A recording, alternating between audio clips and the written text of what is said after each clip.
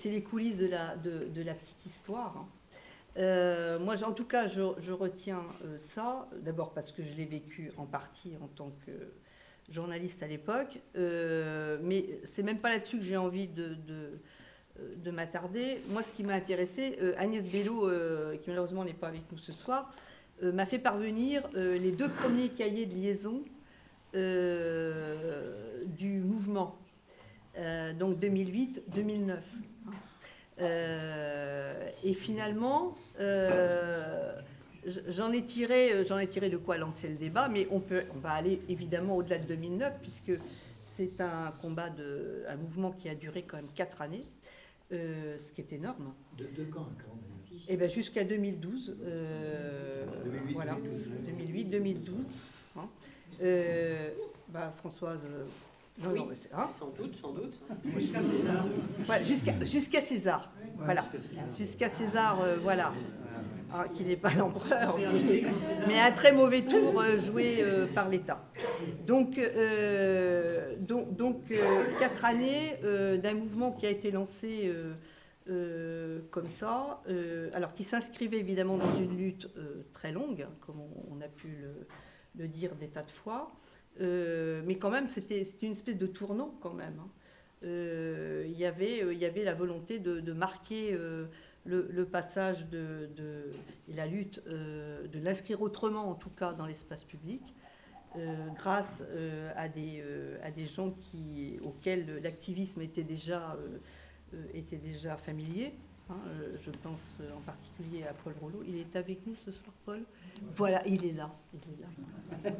Paul et Thérèse, puisque voilà, l'alter ego de Paul, c'est Thérèse, qui avait déjà vécu beaucoup de choses sur le front antinucléaire. Et effectivement, ce sont des méthodes de protestation qui sont aujourd'hui quasiment répandues partout, mais à l'époque, de mon point de vue, c'était quand même quelque chose d'assez nouveau, en tout cas dans notre région. Donc c'est là-dessus, moi, que je m'attarde. D'abord, c'est le début de quelque chose pour dire, attendez, là, on n'est pas que les gentils Indiens que tout le monde veut qu'on soit, on a des choses à dire.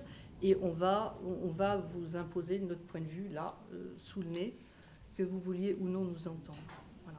Donc c'est le but premier de ce mouvement, c'est effectivement de s'inscrire dans l'opinion publique. Et je pense que de ce point de vue, ça a été largement réussi. Il y a d'autres faits qui ont beaucoup marqué aussi par la suite. Il n'est pas question de... Il faut laisser au mouvement des vigies juste l'espace qui peut occuper, mais tout de même, il a lancé aussi, il a donné le signal, selon moi, à d'autres actions qui ont énormément marqué. Et bien sûr, je pense à la grève de la faim, qui a été un grand tournant également du mouvement.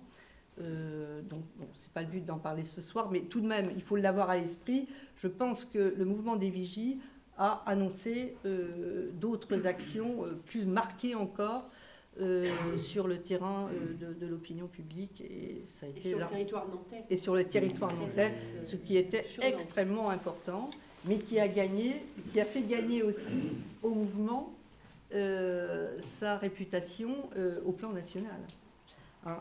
Donc le mouvement des vigies a été le début de tout ça. Moi, c'est comme ça que je l'interprète. Si vous avez d'autres analyses, on les partage, il n'y a aucun problème. Voilà. Donc moi, ce que j'aime... C'est vrai, on peut commencer par le commencement. Donc je me suis inspirée donc, de ces 2 premiers cahiers et j'ai découvert finalement tout un monde de ce qui avait été la vie quotidienne du mouvement, quoi. Avec, au début, on improvise un peu, on n'est pas trop familiarisé avec tout ça, et puis finalement, on prend de l'assurance, et puis voilà. Et à la fin, le mouvement devient une véritable agora pour des tas de gens. Voilà, c'est presque les gilets jaunes avant la lettre. Moi, ce que j'en ai lu, en tout cas, vous recueillez aussi, au fur et à mesure, des tas de témoignages de gens qui passent, là, voilà, comme ça. Donc c'est un petit peu sur tout ça que je voudrais qu'on revienne. Et je voudrais que les premiers interlocuteurs me parlent un peu du lancement de ce mouvement, comment ils ont vécu ça, voilà. Donc, le lancement, en fait, au départ, il y avait 5 personnes de mémoire. Hein. Il y avait Michel, Tarin, Julien. Tu veux pas te présenter d'abord. Yves Rioux. De Notre-Dame-des-Landes. Je suis pas l'antenne. Et Paul. Qu'est-ce qu'il y avait encore? Il n'y a pas Dominique aussi? Jacques Lecoq. Jacques Et en fait, au départ... Dominique, non? Dominique Lequel? Après. Non. En fait, on s'est réunis un jour à la vacherie pour faire quelque chose. Et on ne savait pas ce qu'on allait faire. Et c'est Paul qui a émis cette idée. Et on a démarré comme ça. Le problème, c'est qu'il fallait quelqu'un pour gérer le tout. Et comme moi, je partais en retraite, j'ai arrêté du dossier. Je me suis dit, si Yves n'a pas quelque chose à faire, il passera son temps avec la mobilette dans le bourg à faire des conneries. Non, j'allais quand même soutenir un peu la CIPA. Et j'étais présent avec la CIPA. Mais je gérais le calendrier et les équipes. En gros, au départ, on était peu nombreux. On est très rapidement monté à, je dirais, une bonne centaine de personnes. Alors le lieu, excuse-moi, le lieu c'était le Conseil général. Hein, c'était Au départ. Le départ, en quelque sorte. Voilà. C'est le Conseil général. Voilà. Donc on est monté très rapidement, je dirais 200, 300 personnes. On est monté jusqu'à 400. Et je dois dire que sur les 400, il y avait beaucoup de gens qu'on ne voyait jamais. Je dirais une bonne moitié. Quoi. Le noyau dur, c'était 80 personnes. Donc on a été essentiellement au Conseil général. On a quand même été devant la permanence du PS. Et Paul pourra vous en raconter. On a été devant le statut du général de Gaulle. Tu pourras nous avoir des anecdotes. On a été devant la permanence du UMP à l'époque. Oui. Alors là, on n'a jamais vu personne. Si. Et une fois à Paris, au ministère de l'Industrie. Alors, une fois à Paris, effectivement. Avec notre chariot. Je crois que Et tu étais là, Geneviève. Il y a eu des déplacements en Place Royale, il me semble. Place Royale également. Oui, parce que... Et la mairie de Nantes, avec Julien et Jacques. Oui, on a été... Ça, c'est dans le temps. Et alors, l'arrêt de l'opération, moi, ce dont je me souviens, c'est qu'à un moment donné, trouver des volontaires, c'était extrêmement difficile. Et le dossier qui dépendait du Conseil général, puisque les terrains étaient au Conseil général, après la DUP, c'est l'État qui l'a repris. Et là, on a dit, puisque c'est l'État, on ne va pas aller emmerder les conseillers généraux. C'est l'État maintenant. Et bon, ça s'est arrêté comme ça. À Genève, on a commencé une action en 2007 pour dénoncer le fait que l'OMS cache et ment au sujet de toutes les répercussions sanitaires de la pollution radioactive, Tchernobyl et les essais nucléaires, etc. Donc on avait commencé une action initiée par moi et Thérèse à Genève, tous les jours ouvrables de la semaine. Donc il y avait une action qui a duré pendant 10 ans. On a commencé le 26 avril 2007, date anniversaire de Tchernobyl. Et donc, ayant l'expérience de mener cette action, et qu'on était branché sur l'aéroport, on s'est dit que ça pourrait peut-être se faire pour l'aéroport aussi, contre là. Oui, t'inquiète pas. Vous aviez compris? Pour la lutte contre l'aéroport. Parce qu'on s'est dit, cette action pourrait amener de la visibilité. Étant donné que dans ces moments-là, c'était un rassemblement par an, et puis quelques articles de journaux, mais enfin, on n'avait pas une visibilité permanente de l'action. Et moi, je me suis dit, il faudrait donner une visibilité permanente de l'action contre l'aéroport de Notre-Dame-des-Landes. Et devant le Conseil général, puisque c'était les principaux concernés. Et voilà, j'en ai parlé à Julien, et puis j'en ai parlé à 2 ou 3 autres par là. Agnès. Agnès aussi, oui. Bon, puis qui ont dit, viens nous présenter ça, puis voilà. Et puis, c'est parti, quoi. Bon, après ça, il y a eu tout un tas d'anecdotes que je pourrais raconter plus tard. Thérèse et moi, on faisait une fois par mois, comme pas mal de gens, comme le noyau dur. Donc c'était un système de binôme, à chaque fois. Toujours. Pas obligatoirement. Non, pas obligatoirement, parce que... Deux, parce que c'est plus facile de se relayer, mais nous à Genève, on se disait... parce qu'il y avait eu des discussions sur l'organisation, comment ça se passe et tout ça. Et des gens disaient, ben, c'est mieux d'être plusieurs. Et moi, je leur disais toujours, rappelez-vous le Chinois devant le char. Il était tout seul. Et tu te mets deux, ça n'a plus le même effet. Tout seul, c'est la conscience. Tu n'as pas le copain avec qui tu discutes et tout. Tu es là, tu es tout seul. Et c'est là que ça marque le plus. Et puis ben, c'est là aussi qu'à Genève, on s'était aperçu qu'il ne fallait pas, par exemple, distribuer des tracts aux gens. Parce que c'est toujours les mêmes gens qui passent. Et puis pendant 10 ans, ils vont se faire... donc, ils vont dire, ils nous emmerdent celui-là. Donc, ne pas faire de prosélytisme. On est là, c'est tout. Ça suffit. Voilà. Mais c'est intéressant ce que tu dis, parce que moi, j'avais jamais entendu ça. L'histoire de la personne seule. Oui, oui. Alors que tous... Oui, ici, il y a des gens qui, nous, dans l'organisation à Genève, des gens disaient, mais seul, on va... Je dis, mais prochaine fois. le Chinois dans le char. Voilà, Oui, sa force, c'est d'être seul. Oui, oui. Bon, moi, c'est Jean. Oui. Moi, c'est Jean, je suis vigneux. Et nous, par contre, on a cherché à étendre, comme il y avait des gens qui étaient fidèles, qui allaient souvent, on a invité d'autres gens, par exemple le vigneux, qui n'étaient pas des militants, on va dire, au départ, à venir, parce qu'ils étaient opposés quand même au projet, ils ne faisaient rien, pas grand-chose, et ils venaient, et ça a étendu un peu le réseau, pour nous. Hein. Oui, c'était une... Ça a permis D'amener d'autres gens. C'est un bon argument aussi, quoi. D'autres gens, finalement. Et sur une action qui fait pas D'accord. peur. Tout à fait, ouais, voilà. C'était important de ne pas faire peur, comme tu C'est disais. adapté à des gens qui n'iront pas dans une manif à 10 000 D'accord. personnes. Ouais, ouais. Et enfin, mathématiquement, moi, quand j'avais présenté l'action de Genève au réseau Sortir du nucléaire, j'avais dit, on peut être disons, sur 10 ans, ça fait 3650 jours. On peut faire une manif à 3650 personnes pendant un jour, mais on peut choisir de faire 3650 jours à une personne. Ouais. Ouais. C'est une tactique, effectivement. Et puis moi, j'avais référence aux folles de mai en Argentine, Oui. qui m'ont marqué. Qui défilaient sur la place. Oui, pendant des années, et qui ont vachement servi à faire tomber le régime. Tout à fait. Et la première réaction du président du département, quand vous Qui êtes était installé, ministre Patrick Maréchal, Voilà. rappelons-le. Pour les gens de la mémoire est défaillante. qui s'appelait Patrick Maréchal, Françoise Vercher, ancienne conseillère générale à l'époque. Et la première chose qu'il m'a dite, c'est « tu verras, après les vacances, ils ne seront plus là ». Ils se sont dit « ça va durer 8 jours, 15 maximum ». Et c'était très spontané, effectivement. Et c'était la réaction pratiquement que tout le monde a eue, tu vois, en se disant ils vont tenir un petit peu après les vacances, c'est fini. Et puis c'est fini, voilà. Elle continue après. Hein. Ah ben après, n'en parlez plus.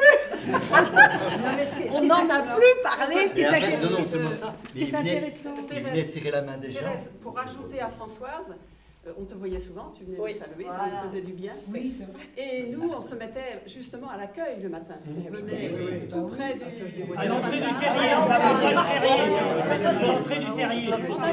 On accueillait Monsieur Maréchal, qui nous faisait ses courbettes. Avant 8 heures, Thérèse. Hein. Avant 8 heures. Parce Ah, qu'après, oui. c'était fini. Alors, c'est ça. c'est actuel, hein. Oui, c'était C'est très élégant, concret. c'est Et vraiment- un jour, pour l'anecdote, on a vu quelqu'un apporter une tarte à des voisins qui faisaient la grève à côté de là. Il y avait une manif ce jour-là, je ne sais plus quelle manif c'était. C'était des employés de... Et ils vont porter une tarte. On se dit, mais ce serait pas le gars. C'était un conseiller général d'Anceny. Ils s'étaient fait entarter. Oui, c'est Claude. Ils Oui. s'étaient fait entarter. Tu te rappelles, Julien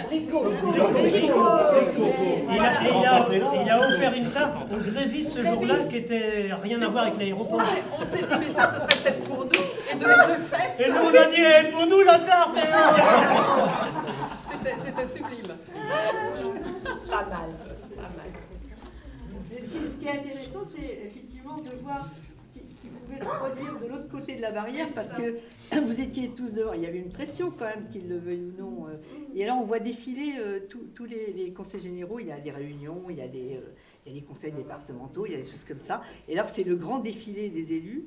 Et alors, il y a ceux qui tournent la tête de l'autre côté, ceux qui font semblant, ou alors qui vous regardent avec beaucoup de mépris. Hein. Et puis, c'est les jaunes. Et donc, et puis, il y a ceux, quand même, qui vous saluent de loin. Hein, dont le président qui fait un petit salut le matin en arrivant avec sa voiture avec chauffeur. Et puis il y a ceux qui viennent vous saluer sans façon. Donc Françoise en faisait partie. Il y avait également Marcel, je ne sais plus comment, là, voilà, Berger, il y avait des gens comme ça qui venaient voilà, qui venaient vous saluer sans façon, voilà. Et cette espèce de ballet, finalement, c'est intéressant d'observer ce défilé. Ça en dit long, quand même, sur... Oui, puis moi, personnellement, par rapport à ça, Ouais. j'ai toujours été touché par Bernard Pivot. J'ai toujours été touché, cette conscience d'être dans un pays démocratique, quand même. Moi, je suis très sensible à ça. Ouais. On peut ne pas être d'accord, Oui. mais l'autre, quand même, c'est contre lui qu'on lutte. Mais il vient de saluer. Et moi, je suis très sensible à ça. Ouais. Et du coup, moi j'ai une question. Est-ce qu'il y a eu aussi des réactions agressives de la part de mes collègues? Parce que moi, Ah non, au je conseil général, non. jamais. Non, j'en ai jamais. Par contre, au Parti Socialiste, ouais. Ah oui. C'est ça qui est C'est la compensation. Voilà, au Parti Socialiste, c'est... Ah oui. Ah ouais. Raconte. Alors, Parce que nous on n'y était pas. j'étais tranquillement à faire la vigie. Est-ce que tu J'étais t'es... partie me balader Ouais, un peu pour me dégourdir les jambes. Et j'avais vu un groupe de personnes, une dizaine, qui est rentré au Parti Socialiste. Ils m'ont pas dit bonjour et tout. Ils faisaient vraiment la gueule, quoi. Bon, ben, c'est tout, quoi. Je les oublie. Et puis, quelques temps après, ils ressortent. Et là, il y a un type, qu'est-ce que tu fous là, tout ça. Enfin bon, et je vais te casser la gueule. Et j'ai dit, ben, ça tombe bien, je suis là, profites-en. Et puis, vu que je lui réponds, ça l'a un peu désemparé. Et puis là, elle est sortie du groupe une femme assez âgée. Puis elle bouillait, enfin bon, elle était prête à exploser. Et elle m'a traité de tous les noms, bon, ça c'était pas grave. Et je lui pose la main sur l'épaule.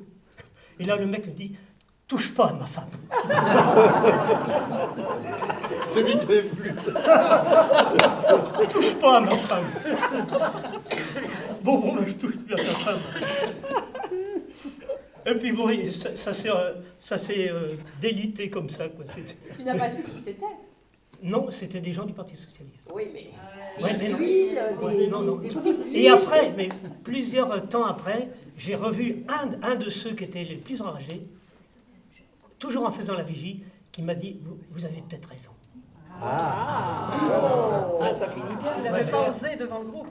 Mais non, mais c'était... Non, mais ça devait... Ça avait mûri. Un jour aussi, on a une banderole, on plaçait des banderoles, quoi. Puis tout d'un coup, tiens, une banderole qui disparaît. Et là, je me suis dit, allez voir au Parti Socialiste. Vous n'auriez pas vu une de nos banderoles. Fallait bien qu'on s'amuse un peu, quoi. Mais globalement, quand on fait ce qu'il y a une liaison, globalement, les agressions verbales, entre guillemets, hein, parce que c'est jamais ultra violent non plus, elles sont quand même bien moindres que les manifestations de soutien, quoi, hein, y compris des citoyens lambda, quoi. C'était ça qui était intéressant, parce qu'on était à Nantes quand même. Et les gens auraient pu avoir des réflexions plus appuyées sur le fait. Il y en a parmi vous qui s'amusent à compter les avions tel jour. Il est passé, tiens, ce matin, il n'y a pas d'avion dans le ciel, et puis tout d'un coup, il y en a 20. C'est assez drôle, le décompte des avions dans le ciel nantais. Mais tout ça, c'est une réalité qui aurait pu, en fait, faire réagir les gens autrement, quoi. Et on s'aperçoit que ce n'est pas du tout le cas, quoi. Ça, c'est intéressant, quoi. De voir que vous avez reçu une espèce de soutien objectif. C'est drôle, quoi. Le soutien aussi de ceux qui géraient les parkings. Voilà, oui. Le stationnement. Ça, c'est drôle, Et ça. il y en a plusieurs qui nous disaient, Ah ouais. bon, restez là. Restez là, ouais. Vous pourrez peut-être mettre une pièce à tel moment. C'est Ouais, pas la ah peine, ça. oui. Il nous disait, c'est pas la peine. Ah oui, Il y a des tranquille. flics qui sont de votre côté quasiment. Ah oui. quoi. Oui. Discret. Semblant de Parce que voir que c'était vous pas avez des flics, passé. c'était Non, c'était une société privée, ça. Ouais. C'était C'est drôle, ça. Et des fois en nous disant qu'ils n'étaient pas forcément d'accord avec nous, mais Oui, que mais c'était bon. courageux, il y avait tout le temps quelqu'un. Ah oui. Ça, ça se rappelle. Il y a une petite anecdote aussi que je pourrais ramener. C'est au moment des Floralies, au moment des Floralies à Nantes, quoi.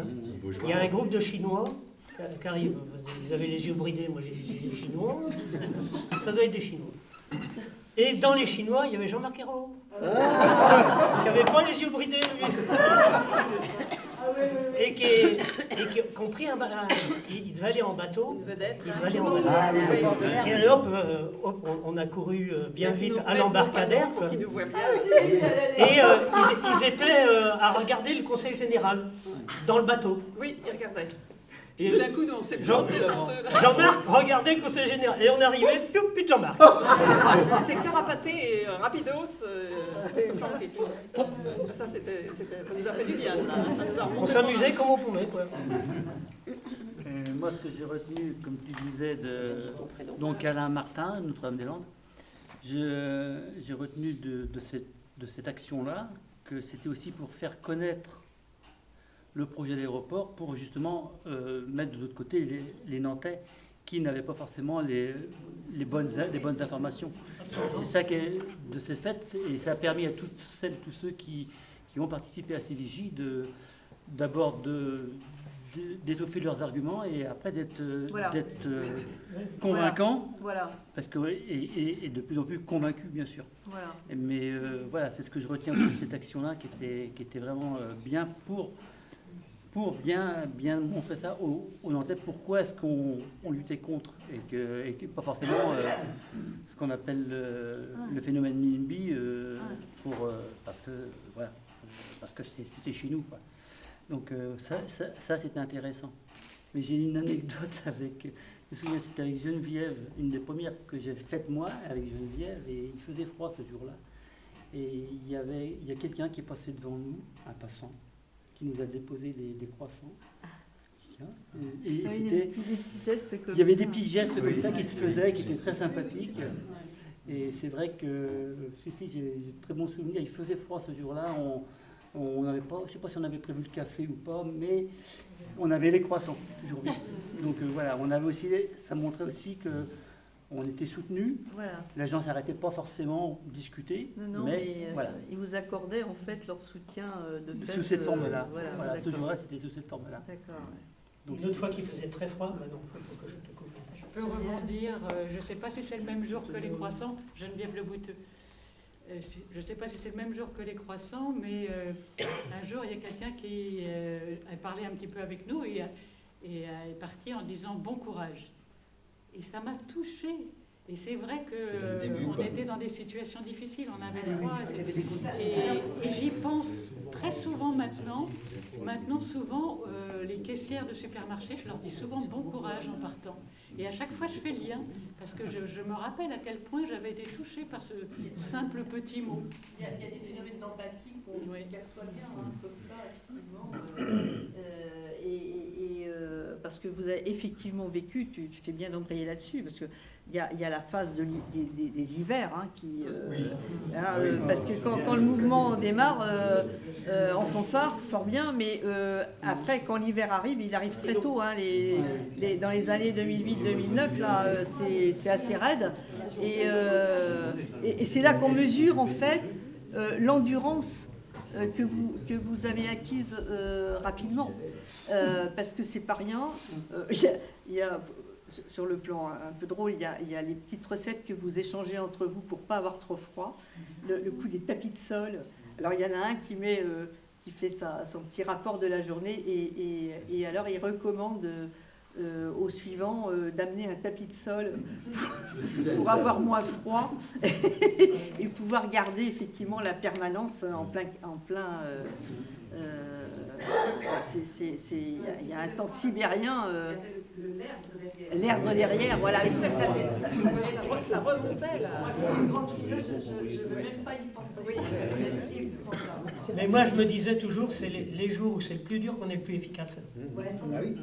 Ah, certainement. Ah oui, Et un jour qu'il faisait très froid, on voit des gens de la télé arriver, télé régionale. Ils ont fait un petit sujet très court, mais le titre c'était le froid mord, mais il ne démorde pas. Ah, très joli. Est-ce que vous pouvez nous raconter quand même d'où sortait ce chariot? Parce que moi, c'était à chaque fois mon étonnement. Je me disais, mais d'où arrive-t-il avec le chariot?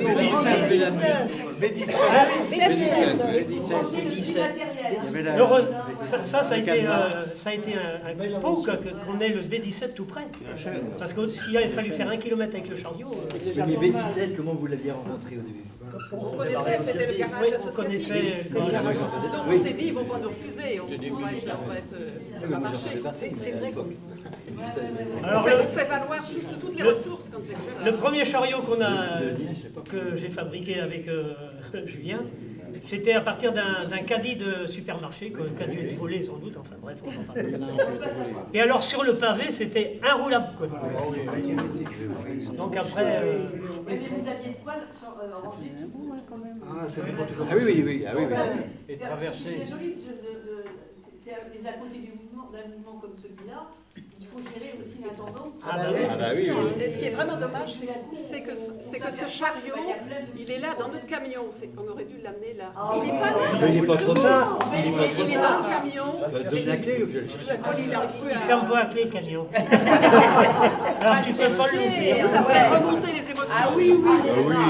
Voilà les choses qu'il faut faire. Absolument. Un détail aussi. Voilà.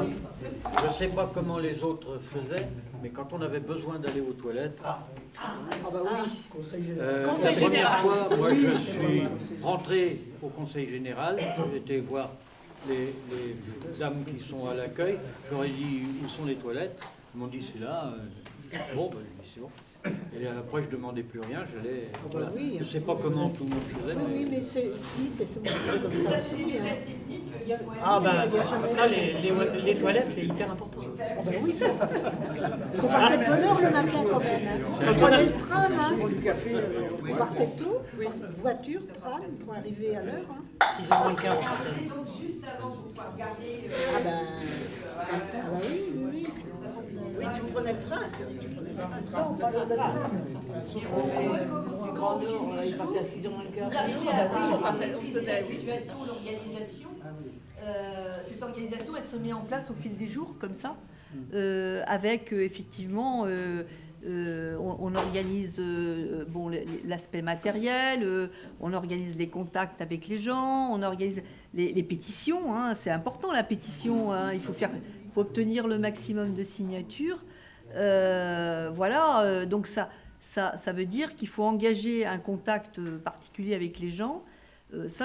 Moi, je trouve que c'est l'aspect intéressant de ce mouvement, c'est qu'il a généré un contact avec des gens de la ville ou hors de la ville, mais qui étaient très éloignés finalement des problématiques de l'aéroport, mais qui avaient des vraies problématiques sociales, par exemple, qui se posaient des questions sur l'environnement, on voit bien comment il y avait des choses. Ah, ben voilà. C'est vrai que ça. Au milieu là-bas. Ah bah oui, c'est vraiment. Tu l'amènes là, voilà, tu le mets, voilà. Ah bah voilà. Et il fallait passer quand même. Ah bah oui. Le bas de la rue voilà. Paul Bellamy hein, quand même. Voilà. Ce chariot a tout vécu. Puis on remonte. La première des roulottes, quoi, en fait. Hein. C'est la première des roulottes. Puis après, je sais pas ce qu'il y avait. Ça, c'était pour la nuit.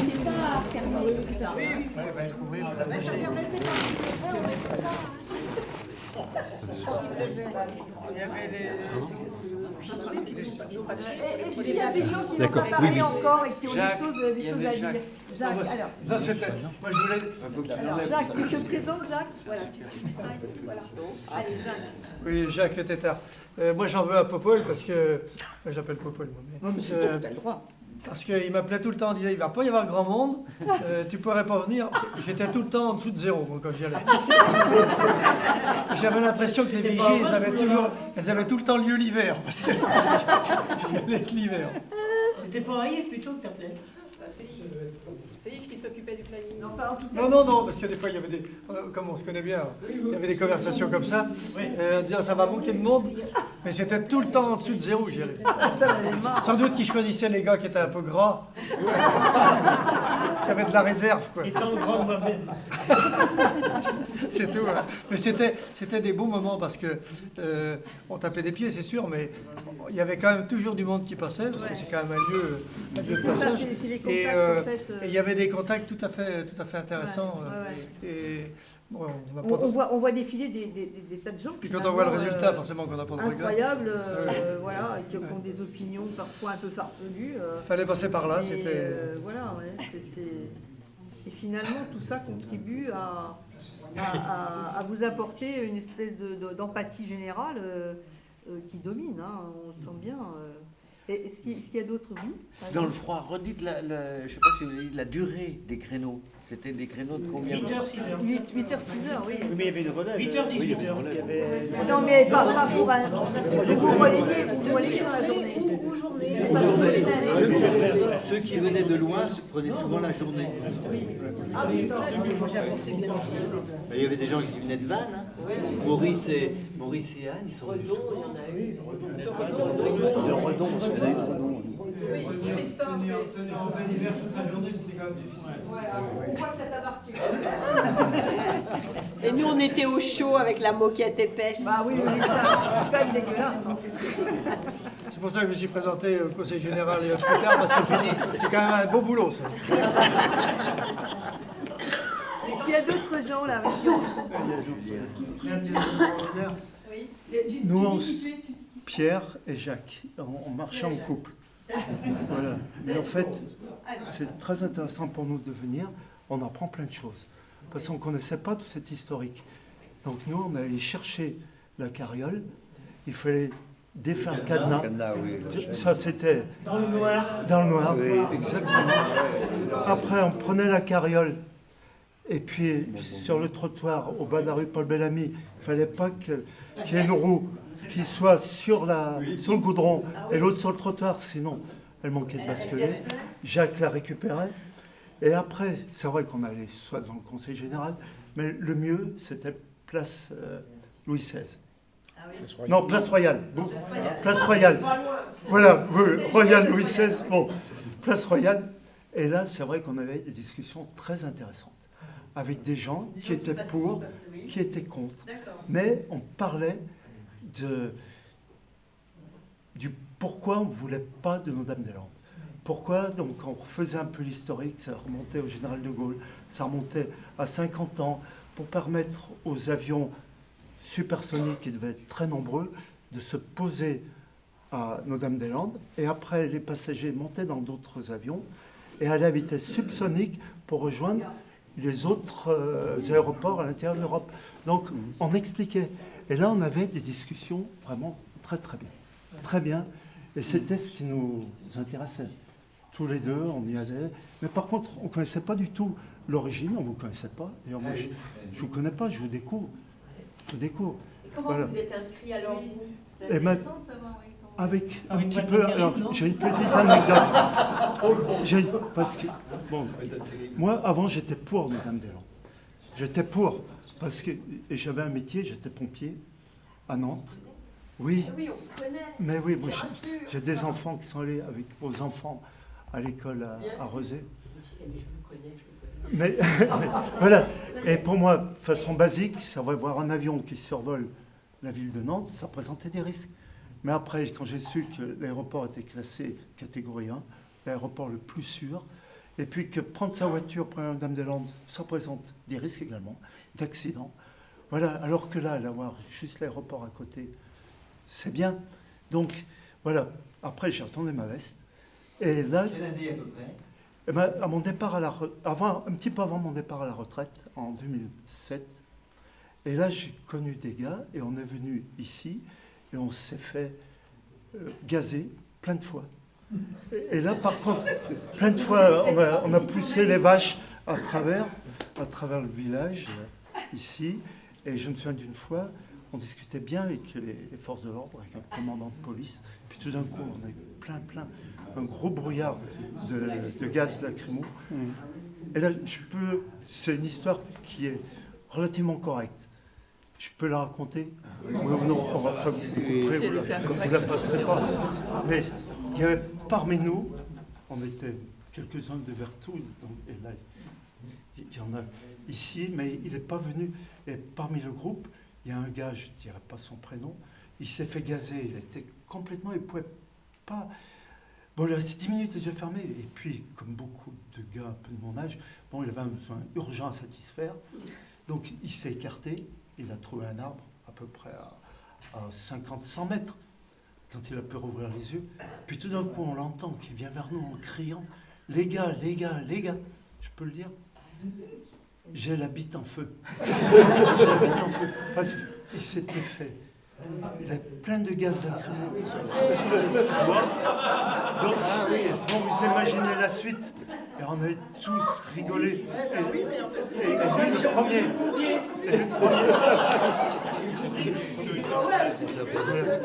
Voilà. Et moi, j'en parle toujours à mes enfants, mes petits-enfants.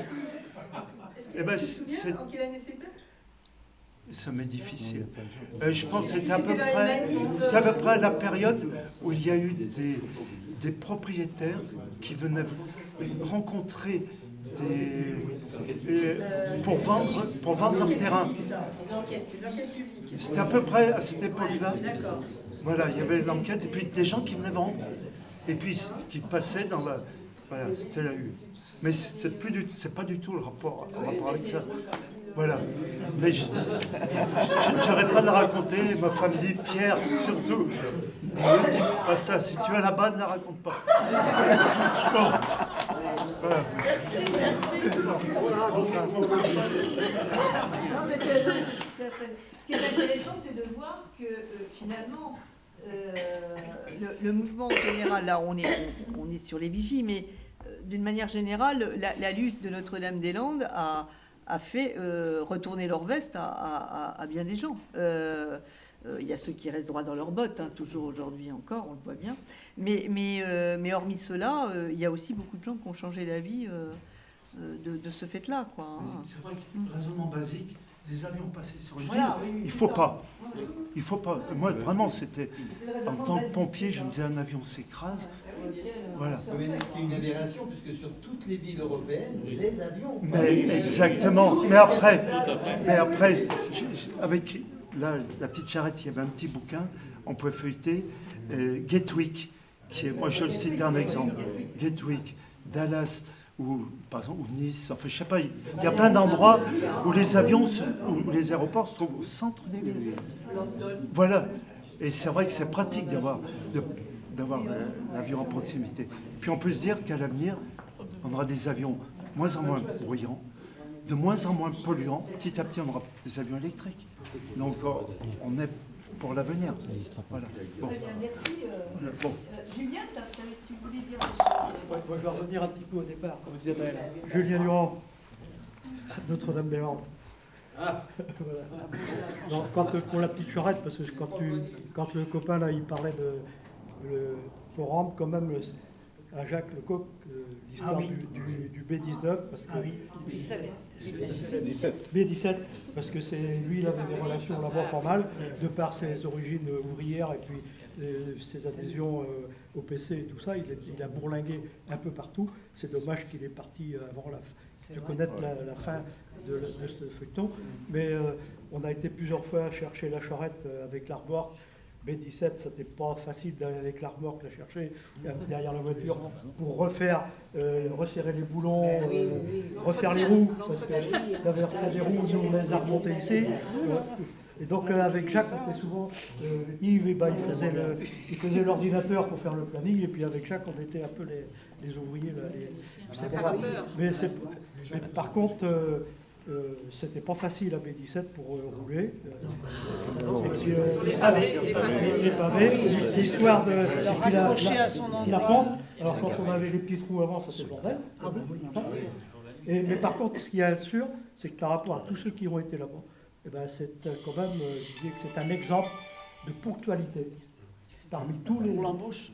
De l'embauche, Ah oui, comme ouais, de la ouais. débauche d'ailleurs, malgré qu'on ouvre la tête des fois sous la neige, Oui, ben oui. l'onglet, Oh bah oui, tout, ouais. pour ça, mais m'empêche qu'on a du coup. Et pour faire aussi le lien avec nos amis du Conseil général d'en face, Gilles Philippot, qui était un jeune paysan à Tréfieux, ferait rentrer dans la marmite PS, donc vient nous voir parce qu'il me connaissait quand même de trop pour passer devant. Sans dire bonjour, quand même de près, pas de loin. Alors il dit, de toute façon, vous n'allez pas passer l'hiver.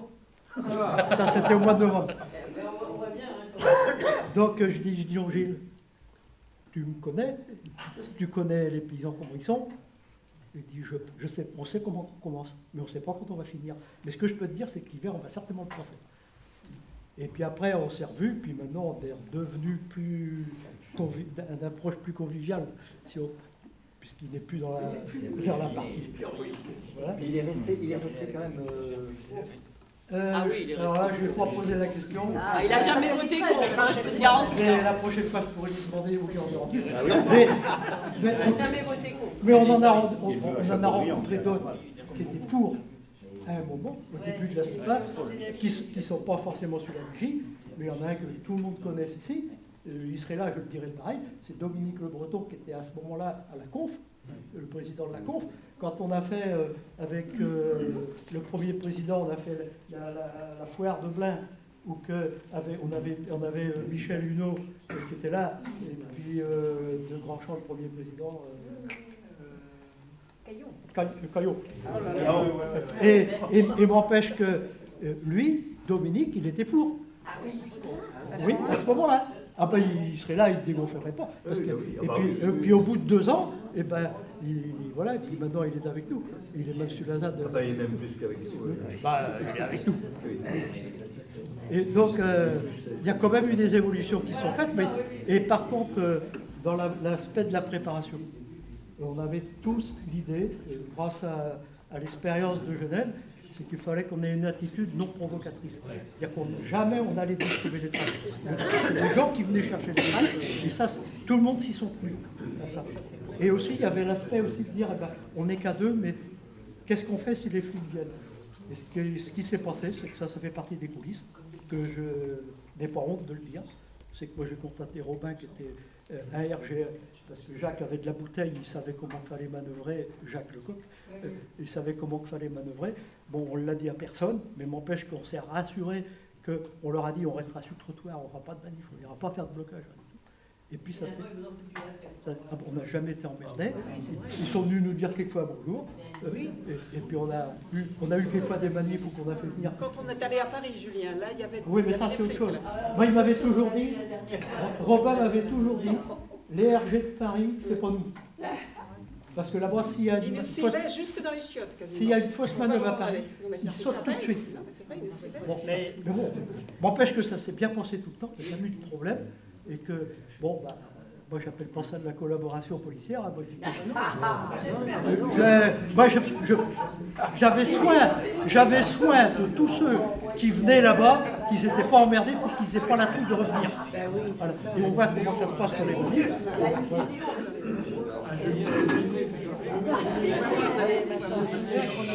On avait eu un courrier, alors Yves, toujours. Un courrier, alors je ne sais plus si c'était de la préfecture, qui nous autorisait officieusement avec le caddie. Le courrier était dans le chariot. En cas de problème, on pouvait le montrer aux forces de police. Mais on n'a jamais eu de problème en fait. Tu es allé au-delà des RG, alors on va avoir un... Sur la vigie de Paris. À vous tout. Donc Jean-Luc Deblin, Jean-Luc Plumelet, pour ceux qui connaissent, ne connaissent pas d'ailleurs. La plume, oui. Donc, moi, les vigies, j'ai dû commencer un 1er juillet. Donc, il faisait beau. Hein. C'était chaud, c'était bien, et c'était devant le Conseil général. Après, bon, j'ai fait... on a fait... je ne sais pas si j'étais dans ceux qui venaient sans doute tous les 2 ou 3 mois, oui, 2 mois sans doute. Enfin bref, on a tout fait, quoi. J'ai pas fait le PS. J'aurais pu faire le PC d'ailleurs. Hein. Donc, j'ai eu la bonne idée. Après, on a eu l'opération César. Et puis, En fait, l'opération César, ben, je suivais avec Yves, j'avais toujours un listing avec des gens. Et j'ai eu la bonne idée d'emmener mon épouse, Annie. Tu peux te mettre debout toi aussi, pour que tout le monde te voit. Et donc j'ai dit le 30 décembre, elle était en congé, puisqu'on était encore au boulot, elle était enseignante. J'ai dit, bah, écoute, je vais aller à cette, peut-être la dernière, parce que bon, il n'y avait pas de flottement, mais on savait, bon, continuer. C'était un samedi. Et puis ça me plaisait très bien, parce que c'était devant la statue de mon général. Mon père était clodiste, alors pas de problème. Donc on prend le petit chariot, on sort du B17, et on va. Alors Annie... on s'installe, quoi, comme d'habitude. Et puis moi, je farfouillais dedans pour chercher les tracts, parce que je connaissais, puis j'étais en train de chercher, puis j'entends Annie qui dit, il y a des gendarmes. Bah, pour un syndicaliste, moi, je relève même pas la tête. Je dis, bah oui, c'est normal, ils viennent en mobilette d'habitude pour voir, nous demander notre nom. Il y avait au moins 2 je me relève. 3 voitures de CRS. 4. Bah, on n'a pas dû voir les mêmes côtés. Il y en avait 4. Là. Selon la CGT, il y en avait 4. Bon, alors on a compté 4. Et en tous les cas, il y a eu 4 personnes qui sont descendues du machin, et puis c'était impressionnant. À tel point que, ben, vous voyez, il n'y a pas beaucoup d'immeubles ni rien, mais les fenêtres s'ouvraient, et il y avait des gens qui disaient ah, laissez-les, ils parlaient de nous. Alors on n'avait pas vu ça. Et alors, bon, le type, il vient, le grand chef, il dit, vous savez que c'est interdit, vous n'avez pas à faire ça, tant d'histoire. Je dis, attendez, bon, ça fait des années qu'on fait ça, et puis on n'a jamais été emmerdé. Et alors, il me dit, mais ça ne va pas se passer comme ça. Bon, eh bien, j'ai dit, écoutez, moi j'appelle mon référent, hein. J'appelle Yves en direct, et Yves, j'ai dit, bah, écoute, je te passe à quelqu'un là, qui n'est pas content. Moi, je suis en train de chercher les tracts, et puis il est en train de nous emmerder que faudrait déloger. Pendant ce temps-là, il y avait 2 fourgons qui viennent tout autour, des artisans, des gens qui allaient au boulot, et qui disent ah, ils vont pas vous prendre, et puis attendez ça. Attendez, commencez pas une manif, on est solide. Alors le chef de gendarmerie, là, quand il a eu Yves au téléphone, il a déjà baissé d'un ton. Puis après, il me recherche, je sais pas quoi, il cherchait. J'ai dit, écoutez, bon, moi je suis accessoirement maire adjoint de Blain. Donc je dis, peut-être que je vais appeler la mairie aussi pour savoir si je dois rentrer ou quoi. Alors là, j'ai senti, ça faisait 2 coups dessus. Puis dès qu'on parle des élus, quand même, là, il a douté, bon, il est reparti, bon, on s'est installé, il y avait des gens qui sont venus nous féliciter. En il y avait des voitures qui klaxonnaient, des fenêtres, oh, vous avez des ennuis, tout ça, non. Alors, et puis certains qui nous ont amené, bon, quelques petits trucs. Et puis alors, vers 10h, ça c'était, on commençait à 8h30, il me semble. Enfin, c'est bien grave. Il y a un autre gradé qui est venu, enfin, les cars étaient partis, et les cars de CRS, et en fait, le type, c'était quelqu'un d'autre qui vient, et dit, c'était pas des excuses, mais ça ressemblait étrangement. On ne savait pas que vous étiez élu, on ne savait pas que vous étiez habitué à faire ça, enfin, des trucs. Bon, eh ben, ça. Mais il y a une petite anecdote, s'il me reste un peu de bobine. Vers 11h30 avant, il y a un type qui arrive, alors là aussi, c'était la journée des gradés, il avait des médailles là, presque un maréchal soviétique, tu vois, et il nous regarde, il nous toise. Puis il était en train d'enlever d'herbe, il n'y avait pas d'herbe au pied de mon général. Il était en train d'essayer d'enlever quelque chose. Bon, je le regarde, et puis tout d'un coup il me regarde, il me dit vous seriez pas là, vous, hein, s'il n'était pas là, lui. Bon, première salve, bon, je réponds pas. Ça m'arrive des fois. Deuxième salve, 2 minutes après, il continuait de chercher le bourrieux et tout ça. Il dit, vous seriez pas là, hein, à résister, enfin, à faire contre... D'abord, qu'est-ce que vous faites? Enfin, bref, vous seriez pas là s'il n'avait pas été là. Et le type, il avait peut-être 85 ans, un brave, mais un vrai force française libre. Enfin, bref, quelqu'un qui avait... Alors, je dis, écoutez, je vous ai bien entendu tout à l'heure, mais je dis, là, nous aussi, on résiste. Puis je dis, bon, général, c'est un gars de chez nous. Hein. J'ai dit, mon père était gaulliste et résistant. Ah ben là aussi, ça a tout changé. Il dit, c'est pas possible. Il dit, vous êtes communiste et puis vous êtes là. Ben, je dis, oui. Alors du coup, il dit, oh mais c'est que les communistes, la CGT et puis le Conseil national de la résistance. Bravo. Alors on allait faire défiler pression ensemble.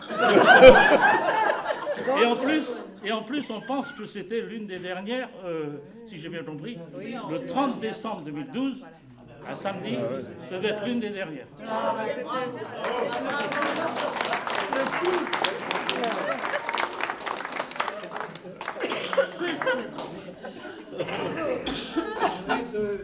comme c'était moi le référent, c'était un peu le bureau du pleur. Et je me souviens qu'une fois, alors je ne sais pas qui c'était, qui me téléphone, qui me dit il y a une dame qui est en train de distribuer des tracts avec un panier pro-aéroport. Et c'était mis à côté. Et puis il l'avait interviewé, bon, il n'y avait rien à faire, elle ne voulait pas partir, puis bon, on dit on la laisse. Et puis la brave dame a dit, ben, écoutez, à demain. Parce qu'elle avait l'intention de revenir. On ne l'a jamais revu. On n'a jamais vu personne. Il y a quelques petites tentatives d'intimidation, mais très peu finalement sur Je veux bien raconter une autre petite anecdote. J'étais un samedi matin aussi, moi, à côté de mon général, à tenir la vigie, quoi, parce qu'au truc des 50 otages. Et c'était le jour où Royal Deluxe a promené son éléphant. Et il y avait du monde qui passait jusqu'à une certaine heure. Et tout d'un coup, ça a été le désert complet. J'étais seul avec le général. Mais vraiment seul avec lui, quoi. Et je me dis, est-ce que je reste avec le général? Qu'est-ce que je fais? Et là, je me dis, on va bien voir, je vais suivre l'éléphant. Et donc, je me suis collé à l'éléphant. Enfin, j'ai demandé aux gens de Royal Deluxe s'ils pouvaient être là. Ils étaient contre l'aéroport, ils ne savaient pas trop, mais enfin oui. Et en tout cas, la pancarte, c'était pas la même. Ah non, je brandissais une pancarte en même temps, non au gaspillage. Oui, c'est ça. Et j'ai passé toute l'après-midi derrière l'éléphant. Mais je me suis fait alpaguer plusieurs fois en disant, mais oh, parce que les gens croyaient le gaspillage. Parce qu'il y avait tellement de gens, ils voyaient que le haut. Le gaspillage, ils croyaient que c'était l'argent qu'on donnait à Royal Deluxe. Mais enfin bon, il y a quand même beaucoup de gens qui ont vu la carriole non à l'aéroport ce jour. Oui, j'avais la carriole. Ah oui, Paul, je me souviens très bien de ce jour-là parce que moi, j'avais fait la matinée avec ma femme, c'est toi qui faisais la relève. Ouais. Et ce jour-là, tu venais de casser tes lunettes. Avant-hier. Ah bah je peux te dire, t'avais mis du scotch, je crois. T'avais pour tirer le verre, t'avais mis du scotch, puis c'est après que tu m'as raconté l'histoire de Royal Deluxe, c'est pas possible, avec les verres, les lunettes réparées et tout. Et bon, tant que j'y suis, à moins qu'il y a d'autres gens qui veulent parler. La vigie qu'on a fait à Paris, on a vu arriver vers nous des petits bien énervés, mais de notre côté. Et qui nous ont dit on va faire quelque chose. Mais attends, c'était pas la vigie à Paris, on n'était pas la même? Une autre, Oui. une autre. Mais La première vigie qu'on a fait à Paris. Ah, oui, La première qu'on a fait à Paris, devant le ministère des Transports. Oui, la première. Il y avait Henri Tendron, on était 4 ou 5. C'était quand ça? Ça devait être, Quand les partis socialistes se sont fait, nous quand on est allés, les partis socialistes se sont fait enflammer à Paris. C'était déjà, ça chauffait déjà bien. En tout cas, 3 jours après, le groupe qui était venu nous voir à Paris, ils sont rentrés dans la télévision, à la télévision. Ah mais oui, ils sont rentrés Voilà. à Radio France. Ça a eu le jour quelques jours après. Oui, bien sûr. Ouais, ouais. Et ça a certainement Oui, été un des et effets. c'est après que ça s'est... Oui. Vous Oui, êtes pour allés parler de après, Notre-Dame vous êtes allés après, nous, on était allés avant. C'était à France Inter ou à France Culture? France Ils sont Culture, rentrés oui. France Inter ou France Culture. Oui, oui, sur Ah oui, ils sont rentrés sur une émission du matin. Oui, oui, oui, oui, oui, oui, je me souviens, oui. Ah oui, j'avais Comme quoi, complètement quand même, oublié cette histoire, oui. Ouais, c'est bien. Et ça a été une des premières manifestations des groupes, comme on appelait, Des comités de soutien. Comités de soutien. Oui, oui, t'as raison. C'était pas en vigie, c'était pas en vigie. C'était pas en vigie. Qui d'autre là, les derrière là Jean-Paul. Allez Jean-Paul. Oui, Jean-Paul Minier, oui. C'est une anecdote, devant le Parti Socialiste. Je pense que j'étais avec Michel et il y a un conseiller général qui sort du Parti Socialiste et on commence à discuter. On le connaissait un peu parce qu'on l'avait vu quelques semaines avant au Conseil général. Et bon, ça s'est un peu échauffé en disant, oui, vous voulez revenir avec les vélos, avec les jantes en bois, c'est ça que vous voulez faire. On a dit, c'est bon. C'était un conseiller général.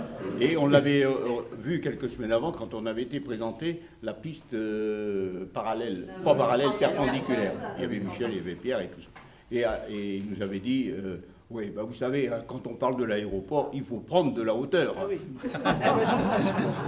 Ce conseiller général-là, eh ben, il a pris de la hauteur puisqu'il est député. Il est député de Châteaubriand. Ah ben voilà. Monsieur Daniel. Voilà. C'est le même qui nous disait, quand on l'avait rencontré avec Julien, qui nous disait, mais je comprends votre position, mais moi, si dans mon quartier, si je dis que je suis contre l'aéroport, je me fais jeter. Tout est dit. Ah, oui. Claude. Ouais. Claude, tu te présentes pour... Il a dit Claude. Et à l'arrière là-bas, il n'y a pas des... Il y a rien. Ah non, moi j'ai jamais vu ça. Il est en tracteur, mais pour... T'as jamais été vigile. Non. Excusez-moi, je ne devrais pas être là. Je peux m'en aller si vous voulez.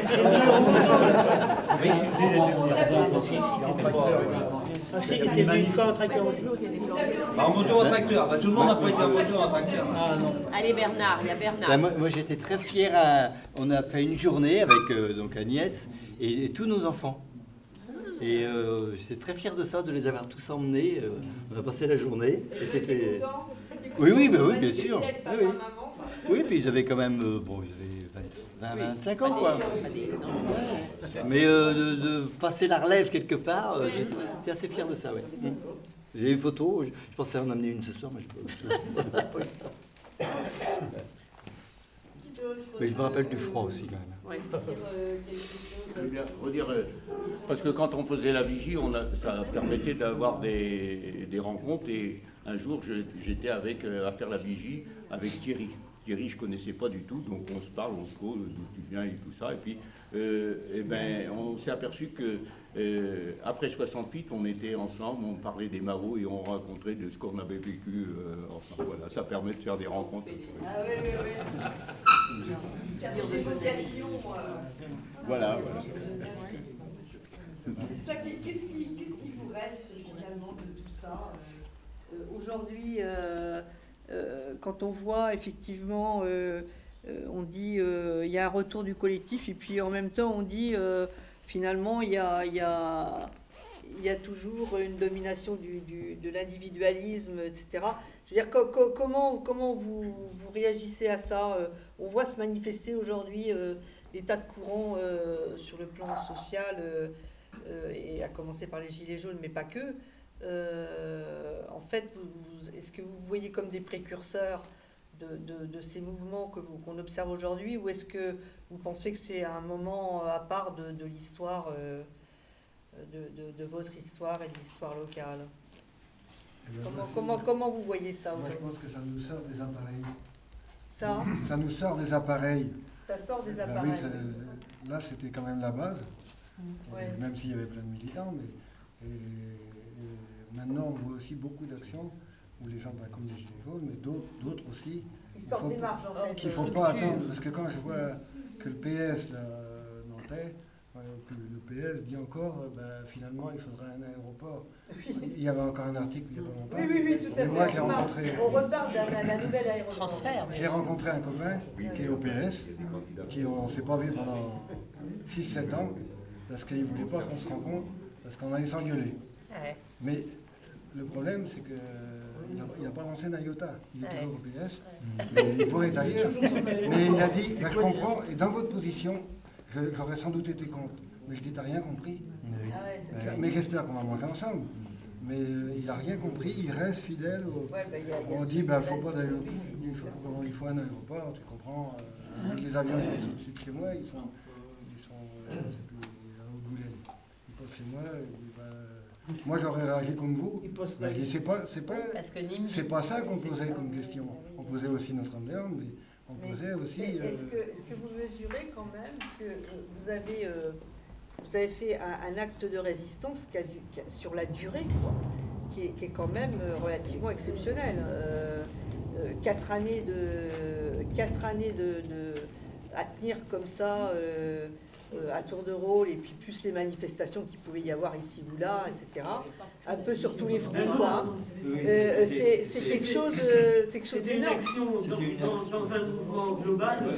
Voilà. Vous n'avez pas l'impression de faire quelque chose. Non, mais avec le recul, on peut mesurer quand même la force de votre détermination, quoi. Je veux dire, c'est pas rien, quoi. Voilà. Heureusement qu'on ne sait pas combien de temps ça va durer. Par rapport à si on t'avait dit 4 ans, on t'aurait dit...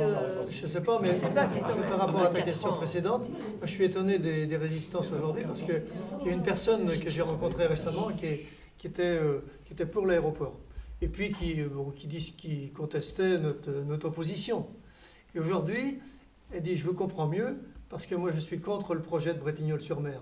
Et ben voilà. Donc ça, à un moment donné, les gens basculent, parce que, bon, alors je ne sais pas pourquoi elle est opposée à Bretignolles, hein, peu importe, mais elle comprend mieux notre mouvement maintenant, parce qu'elle vit celui de Bretignolles. Et ça, c'est assez étonnant. Et puis le genre d'action, enfin ce genre d'action avec une personne, 2 personnes en solitaire, on n'a pas la pression de dire, alors on va faire une action, il faut qu'il y ait beaucoup de monde, sinon elle va avoir l'allure de rien. Là, on est gagnant de toute façon. On est gagnant de toute façon. Et il faut que ça dure, mais après ça dure le temps que ça peut. Mais le temps que ça dure, on sait qu'on va agir, quoi. Que ça va pas pouvoir être transformé dans la presse. Ah bah tiens, il y avait moins de monde, donc ça descend. Ce que je voudrais savoir, c'est à propos du nom, je t'accorde qu'elle transforme parfois. Non, mais c'est toujours, il y a toujours des traductions, et on n'a pas cette part-là. Ah oui. Avec les aliments d'avis, comme Non, moi, ça me fait penser à Greta Thunberg quand elle a démarré toute seule devant son collège. Et après, il y a tout un mouvement qui est parti derrière. C'est pareil, c'était une personne toute seule qui a résisté. Greta Thunberg, là. C'est qui toi? Qui s'appelle Greta Thunberg? Moi, j'ai une autre anecdote pendant que j'ai le micro, là. C'est un jour où il y avait les élus verts, je ne sais pas pourquoi, il devait y avoir une session à département, et le conseil général avait fait déployer une grande banderole, je me souviens, bienvenue aux élus verts, était là Julien, même ceux venus en avion. Et ils avaient fait imprimer carrément une grande banderole, quoi. Et à la sortie de cette demi-journée, tous les élus verts ont pris une photo de sous la banderole, et tout le monde, je crois qu'il n'y en avait qu'un, ont sorti leur billet de train. Et ça, c'était assez génial. Ah ouais, moi, je me souviens de cette photo qui est apparue dans les journaux. Puis d'une autre anecdote, c'était on parlait des élus, nos copains paysans, c'était Bernard Degnaud, qui un jour rentre dans le terrier, et tu venais, toi, de perdre tes délégations, enfin, on t'avait retiré. Et puis je lui dis en passant, il me saluait toujours Bernard. On se connaît bien, on est du Sud, et puis je lui dis, vous avez viré Françoise. Il referme la vitre, il rentre dans le terrier, puis tout d'un coup je vois qu'il ressort un grand coup en marche arrière. Il a failli m'écraser. Il me dit, mais non, tu racontes des conneries, c'est pas vrai, c'est elle est pas sérieuse, faut qu'on la... C'est pas ça, c'est pas ça. Je t'expliquerai un jour. On te l'avait dit ça, on te l'avait dit. Il était furieux quand il avait dit ça, quoi. Bien sûr, bien sûr. Ah bah oui, avec Bernard on se revoit, mais pas trop. Ah, ça creuse quand même des écarts, cette affaire. Oui, bah, le terrier, vous avez compris, le terrier c'était le parking souterrain. Et pendant la première heure, tant que les conseillers généraux arrivaient les uns après les autres et rentraient justement dans ce terrier, on était de chaque côté et on les saluait. Certains ne nous regardaient pas, d'autres laissaient la vitre. On se disait bonjour et puis voilà. Et d'autres rentraient comme ça. Et Françoise, elle venait à pied, par contre, le long de la rue, on a voyé. Maréchal restait un petit peu raide, mais il faisait le minimum syndical. Oui. Je voulais savoir, Thérèse, je voulais simplement demander à Yves si tu as eu des difficultés pour le planning, parce qu'il faut quand même du monde pour tenir quand même. En fait, ce qui se passait, c'est que lorsqu'il y avait des trous ou des gens qui pouvait pas venir. Debout. C'était en fait, je réquisitionnais Jacques Lecoq et puis j'allais avec Jacques Lecoq. Donc on n'était jamais inscrits, mais on savait qu'on était les héros de secours. Donc Jacques Lecoq, on a fait beaucoup. Jean-Louis Chausset. Jean-Louis qui a donné. Par rapport au contexte du mouvement, moi je pense que c'est lié aussi au mode de fonctionnement de la CIPA. Parce que la CIPA n'a eu rien à faire là-dedans, mais c'est quand même grâce à la CIPA qu'on l'a fait. La CIPA nous laissait cette liberté. C'est-à-dire qu'on s'est réunis, on n'a pas demandé des comptes à la CIPA, mais on a toujours eu l'appui de la CIPA. Et ça, c'était lié quand même à notre mode de fonctionnement en tant que militants posés. Et je pense qu'il y a eu le même phénomène avec les naturalistes en lutte. Parce qu'on avait commencé quelque chose avec Alain Martin, on était 3 au départ, trois locaux, indigènes.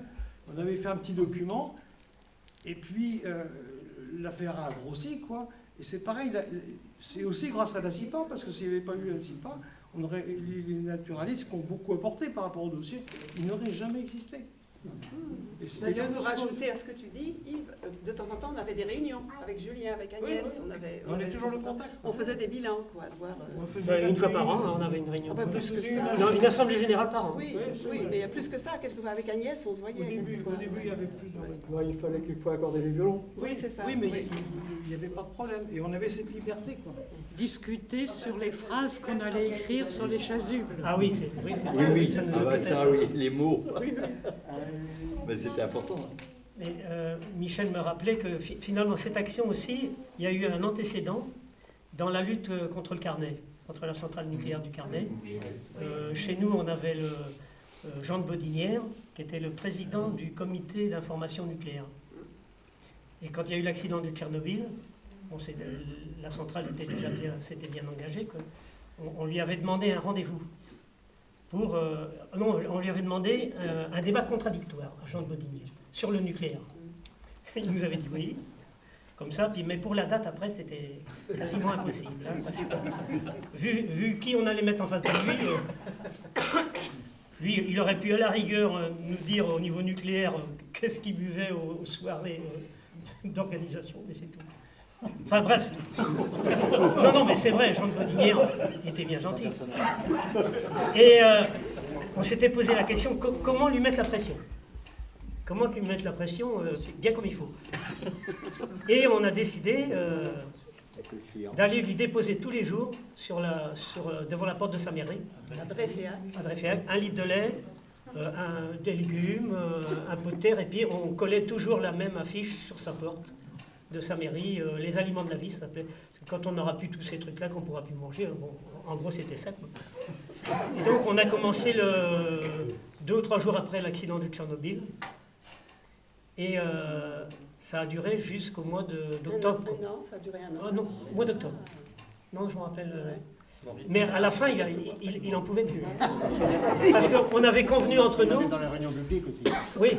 Voilà. On avait convenu entre nous ne jamais aller à la même heure. Jamais aller à la même heure. Si bien qu'il passait tout son temps à la fenêtre. Les dossiers n'avançaient plus. Et un jour, quelqu'un se trouvait à passer par là, qui d'habitude venait déposer des légumes, mais c'était pas son jour. Il y a Jean de Bodinière, qui était quand même très sanguin, quoi, qui sort de sa mairie. Qu'est-ce que vous faites là? On était à faire ses courses, c'est tout. Et les employés de la mairie donnaient tous ces aliments qu'on amenait aux indigents de la commune. Oui, alors, ça faisait d'une pierre deux coups. Il y avait une personne justement qui en profitait des légumes. Et puis comme la sortie de la place de l'église, c'est pas toujours facile en bagnole, il nous fait vous pouvez y aller, il n'y a personne qui arrive. Et puis il a bien fallu clôturer l'action à un moment donné. Et là, on a appris que Jean de Bodinière allait inaugurer la salle polyvalente. Et comme ça faisait longtemps qu'il nous faisait poireauter sur le débat qui ne venait pas, eh bien, on s'est dit, on va lui faire une haie de poireaux. Alors on s'est installé, on était à peu près une centaine de personnes, hein. Tout le monde avec un poireau dans la main. Et tous les officiels, dont il y avait tout le monde. le conseiller général, le président, tout ça, sont arrivés avec des voitures, et puis entre les deux haies de poireaux. Quoi. Et moi, j'y avais préparé un petit cadeau à Jean de Boninière. Quand il est descendu de sa voiture au bout là-bas, j'ai été le voir avec un miroir. J'avais marqué sur le miroir, vu que vous n'acceptez de confrontation qu'avec qui vous ressemble, recevez ce miroir. Il l'a pris, il l'a jeté par terre, il l'a passé. Aïe, aïe, aïe. Tant de malheur. Bah oui, oui. Ah bah oui. Et après, on est rentré dans la salle, et le mot d'ordre, c'était silence. Et on s'est mis devant, avec tous les poireaux comme ça, à écouter tous les discours. C'était surréaliste. C'était surréaliste. Si on avait dit quelque chose, ça enlevait les faits. Oui, bien sûr, bien sûr. On était là, comme à la messe, avec les poireaux. Et là, il y en avait un qui se régalait. C'était son concurrent, Triard.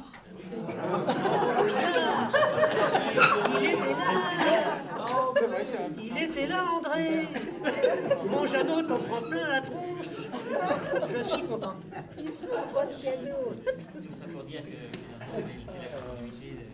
Et dans le journal de la presqu'île de la semaine d'après, il y avait du poireau plein le journal.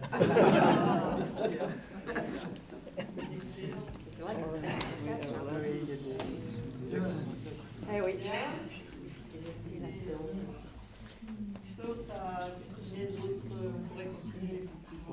Ça, mais c'est intéressant parce que ça, c'est vraiment les à côté du mouvement qu'on n'a pas toujours perçu publiquement non plus, ni même nous qui étions pourtant très proches de vous.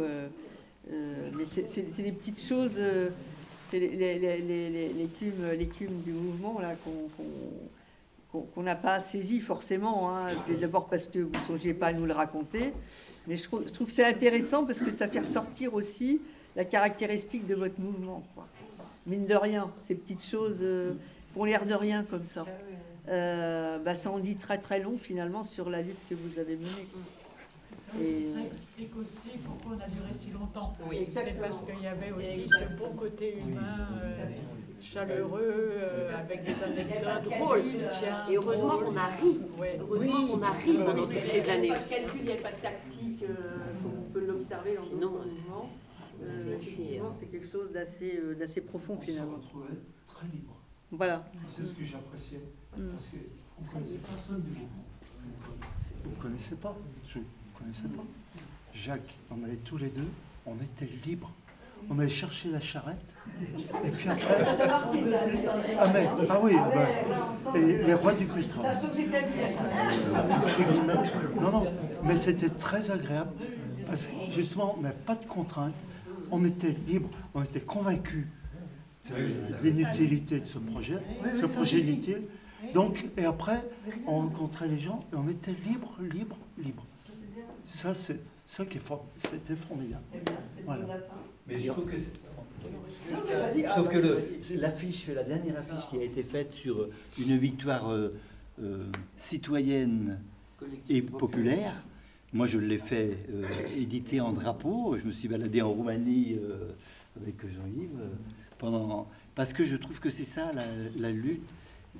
Moi je viens du monde du théâtre, j'ai jamais rencontré autant de diversité que dans la. Moi j'ai pris plus mon pied là sur Notre-Dame-des-Landes que dans ma carrière autrement. Tellement la diversité est grande et avec des gens, quand on a eu gagné le soir à la Vacherie, 500 personnes spontanément là, moi j'ai embrassé tout le monde, enfin tout le monde s'embrassait d'ailleurs, tout le monde avait des bouteilles partout et on s'en foutait qu'on était communiste, de droite, du centre, de la lune. On est d'accord. Non mais on était d'abord citoyens quoi. Non mais c'est vrai. Citoyens d'abord. Il y en avait. Oui, il y en avait, mais pas beaucoup. Moi. D'ailleurs, Bernard, tu parles de théâtre. Moi, j'aime beaucoup le théâtre aussi. Oui. Mais c'est du théâtre aussi. Oui, bien sûr. C'est du théâtre. Oui, tout à l'heure On parle pas. Mais on. Oui. Je peux raconter une anecdote qui n'a rien à voir avec la. C'est tu la connais. La voiture. Hein, la voiture, c'est à la Rolandière, qu'on appelle le talus maintenant, là. C'est un dimanche, c'est au tout début que les zadistes sont arrivés, après le camp en 1992. 2012, c'était les incidents. 2011. Bon, il ne sait plus quand c'est. C'est un autre problème. Toujours est-il qu'il y avait le problème des poubelles, quoi. Et je me souviens qu'un dimanche matin, je me suis dit, Agnès, je prends la remorque, je vais ramasser les poubelles sur la ZAD. Je rencontre un voisin qui était à se balader, c'était André Boquel. Je lui dis, je m'arrête, clac, je lui dis, tu veux venir avec moi? Il monte et on y va. Et on arrive à la Rolandière, et là, il y a 6 camions, parce que c'était CRS quand même. Oui, 2012. 6 camions de CRS en face, et avec les CRS de chaque côté des camions. Parce qu'ils balisaient pour passer la Rolandière quand même. Tu vois. Et moi, j'arrive avec ma remorque, et volontairement, clac, je me mets un petit peu au milieu, on ne peut pas passer. Alors je m'arrête, là, il y a un CRS qui arrive, je baisse ma vitre, et il me dit, mais monsieur, il faut reculer. Ben, j'ai dit, reculer, vous êtes bien rigolo, mais moi je ne peux pas reculer, j'ai une remorque. Il me dit, oui, il faut que vous reculiez. Ben, j'ai dit, je ne peux pas. Alors, puis on était à l'époque à la Rolandière, c'était Alain Bretéché qui était là, mais il y avait quand même du monde. Hein, oui.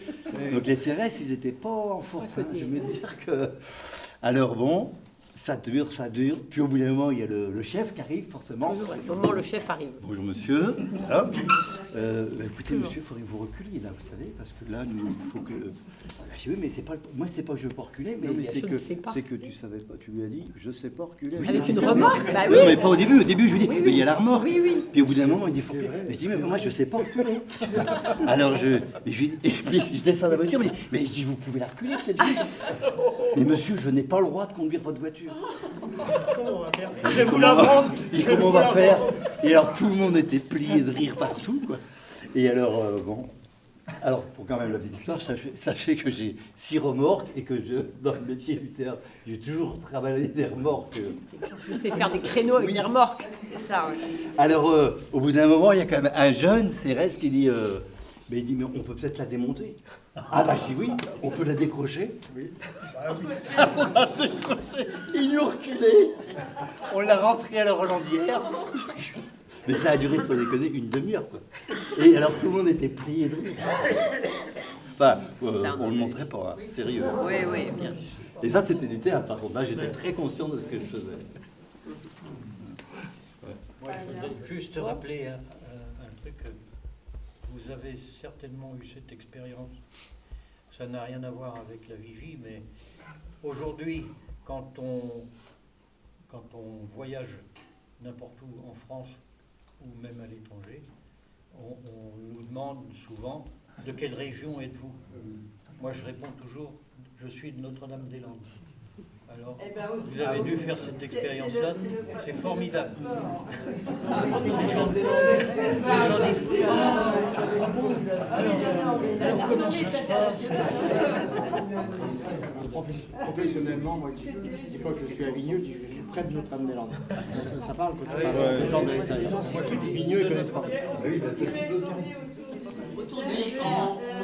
On s'arrête là, sauf si ceux qui n'ont pas parlé du tout, j'en vois quelques-uns, vous avez encore souhaiteraient encore parler.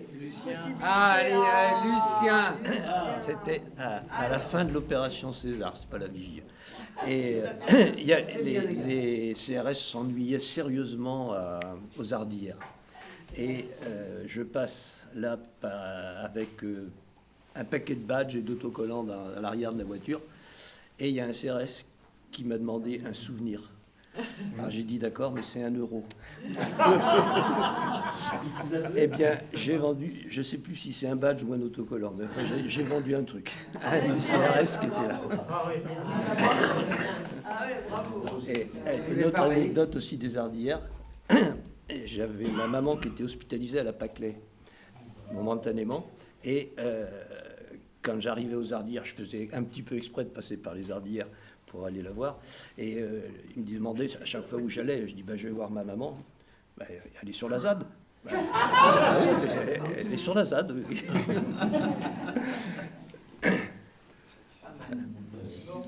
vous voulez parler Oui, mais je Ah, il y a un petit dernier point. non, je dirais que c'est pas. Pour moi, ça a permis. Il y a un peu une suite à ça qui continuera.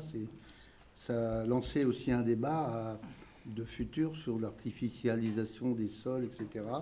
Tous les problèmes d'inondation ou alors de bétonnage, disons, à tout va, enfin, etc. Grands projets, etc. Donc ça, ben, il reste quelques. Et ça, c'est des choses moi que j'ai vu apparaître dans les débats, quand il y avait des débats au mois de juillet, etc. On sait tout, c'est-à-dire que ça a permis un tremplin pour des choses futures. Merci à vous.